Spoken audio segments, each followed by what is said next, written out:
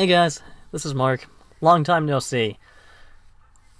Yeah, it's been a while since I uploaded my last review, mostly due to personal reasons that I'd rather not go into right now. And also, in case you guys haven't noticed by the format, I have decided to change up the style of this series drastically through this webcam video, which will be going to the corner of the screen as soon as I finish this spiel. Okay, I might as well get into it now. YouTube is claiming that I'm pirating 4K Media's work. Now, look, if I wanted to pirate their work, I would literally be uploading an entire episode's worth of content with no edits to it at all. So, for example, I would literally be uploading the first episode of the English dub, like episode 1, The Heart of the Cards. At least I think that's what what the title is. Sorry, I'm also still recovering from a little cold I have. But probably not the best time to record this video, but I will pay for it later. I had to get this point across. So, and in case you guys couldn't tell, this part is completely unscripted. But I'm just trying to piece all this stuff together here as best I can. My brain's kind of scrambled, like an egg. But look, like I was saying, my goal is not to pirate. My goal is to inform. This, like I said before, if I wanted to pirate their work, this would literally be a episodic series, which it kind of is, but at the same time, it would just be episode after episode after episode, full audio, full clips, more than a minute long, which I normally try to limit myself to.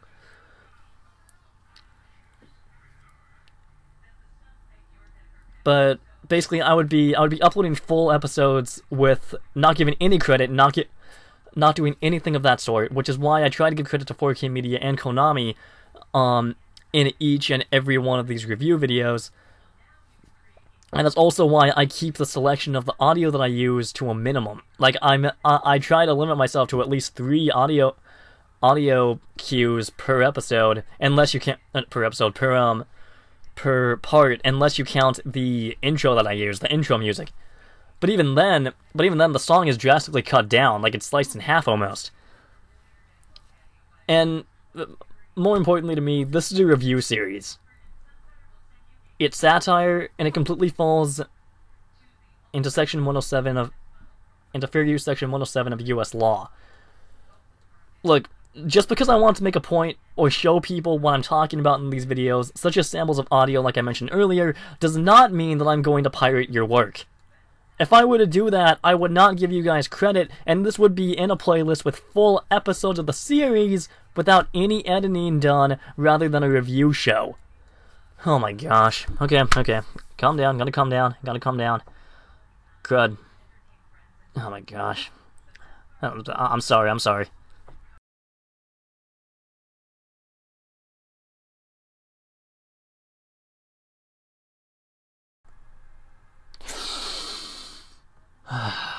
Okay, I'm calm. Okay. Okay. Now I can actually get into the script part.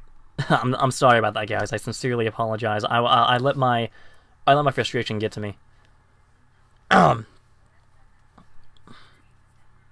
Anyway, today we enter the last semi-final duel, Yugioh vs. Seto.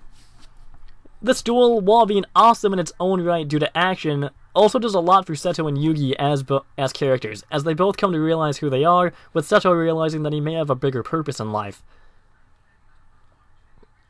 There's some trading of dialogue between Yugioh and Seto before the duel actually begins, and it really delves into how Yugioh as a whole isn't just a show for kids. It shows that not only is it above the card games in flashing colors, which are cool in their own right, but it also shows how anime as a whole can evoke powerful messages about life, social perspectives, and friendship. I'll play the clip here. Wheeler shouldn't have been here in the first place. I warned him not to play with the big boys, and if you ask me, he got just what he deserved. A slap in the face by Ra. And if getting attacked by an Egyptian god card didn't knock any sense into that kid, then nothing will. That's enough, Kaiba! You have no idea how dangerous this Duel Monsters tournament of yours has become! The outcome of the Battle City Finals could put the whole world at risk! The only one at risk is you! For once I win, you won't be number one! Kaiba! It's not always about being number one. It's about dueling with bravery, honor, and respect. And most importantly, putting the needs of others ahead of your own. And that's something Joey Wheeler did every day of his life. The reason he's in that hospital bed is because he put himself in harm's way, just to keep a promise to a friend. Now watch, that's gonna get claimed, even though I give 4K Media credit in the video and edit the clip down to only about 58 seconds. Ah! Getting off topic. I'm sorry. Anyway, the duel begins, and the stadium literally becomes a coliseum. Okay, this I like. For one, it's nice that we finally get a duel in this tournament that's not shadow-themed, but I also love the architecture of the coliseum itself. It looks very similar to the Roman Colosseum, and the spectators within the stands only serve to enhance the atmosphere of the place. So nice. If I had to rate this place, I would give it a 10 out of 10. From the beginning of the duel onward, it becomes a race to get each of their respective Egyptian god cards on the field. Eventually, Seto summons his XYZ Dragon Cannon. If I may, this card is friggin' awesome! Design-wise, it reminds me of old Lego sets that I used to play with as a child. So much fun! Seto fuses two of his monsters together, creating the XY Dragon Cannon, which further just implements the Lego motif. Oh, it's so awesome! The thing I like even more, however, is the tonal shift, as neither Yugi nor Seto can get at each other's life points. The entire match up until this point has just been a standstill, with neither of them being able to gain the advantage. And the episode ends with the crowds cheering Yugi on, a stark contrast to their earlier cheering of Seto. Yugi does manage to summon Slifer in a very cool fashion, not to mention through spectacular animation, as well as voice work. He summons all three of his knights to sacrifice them, but what's interesting to me are the knights' designs. I am a big fan of Arthurian lore, and all three of these knights reminded me of the Knights of the Round Table in terms of their armor, not to mention the King's Knight's awesome beard. Hashtag bragging rights. And it'll be a crime for me not to mention how awesome of an entrance Slifer makes. I'm wondering how a fan would react to the sight of Slifer entering onto the field at this moment. As such, I shall provide one. Enjoy!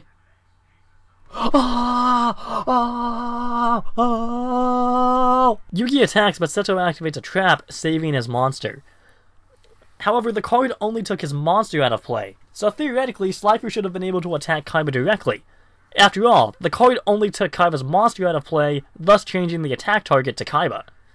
But I digress. Seto then summons Obelisk, but only by sacrificing one monster, his XYZ Dragon Cannon. I guess it works.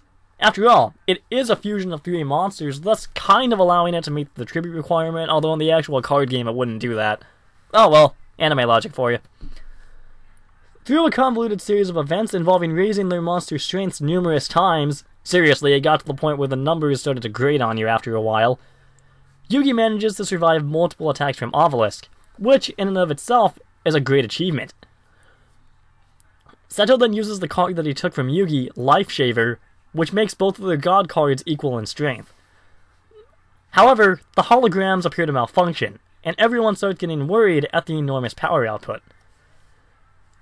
Yugi and Seto are somehow transported to Egypt during the Pharaoh's reign. They're then transported to a battle between the Pharaoh and Seto, the priest. Yugi finds out that he and Seto have been destined to fight each other for 5,000 years, and they're transported back to the present. Seto summons his Blue Eyes White Dragon, and Yugi his Dark Magician, which matches the visions that they saw earlier. Seto resummons Obelisk, and Yugi is left at his mercy. Joey actually starts waking up.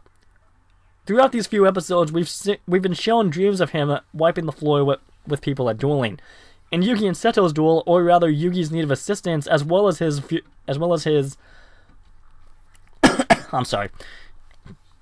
or rather Yugi's need of assistance and his earlier usage of Joey's run as Black Dragon allows him to snap out of it, and he gradually starts to wake up. Joey finally does wake up, but he doesn't remember collapsing until a very emotional scene takes place. You guys were playing a shadow game, and you almost won, but Marek was wearing you down by draining your energy. But then, with your last bit of strength, you were able to summon a monster strong enough to beat Marek. But before you had a chance to call out your attack, you passed out.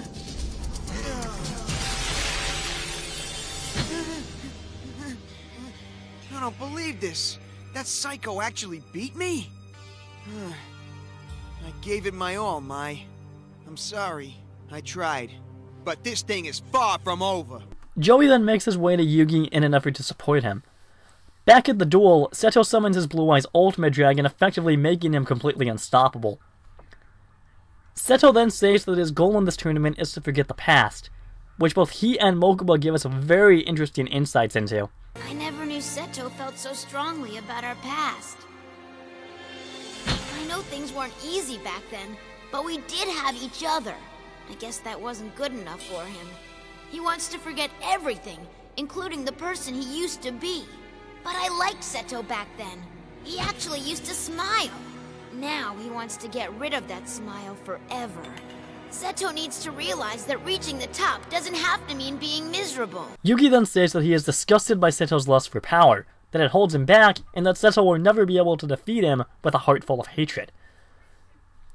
Seto tackles this issue in later seasons, as well as other issues that he personally has. Yugi summons the Dark Paladin. Excuse me for a minute.